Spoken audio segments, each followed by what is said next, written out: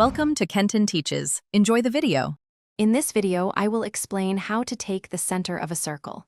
First, you will need to draw two distinct chords within your circle.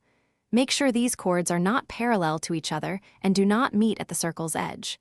For example, you could draw one chord horizontally and another diagonally. This initial step sets up the foundation for our geometric construction. Next, for each of the two chords you've drawn, you will construct its perpendicular bisector.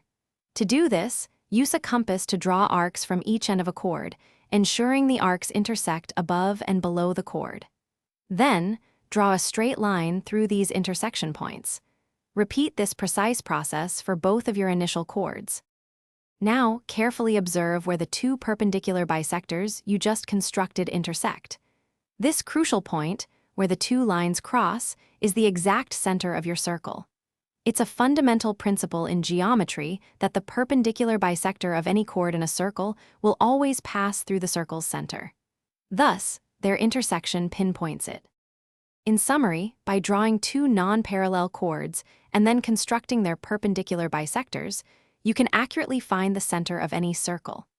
This method is incredibly versatile and applies to circles of all sizes, from a small coin to a large wheel. It is a foundational skill in geometry, useful in design, engineering, and various other fields. Thanks for watching. Please subscribe if this video was helpful.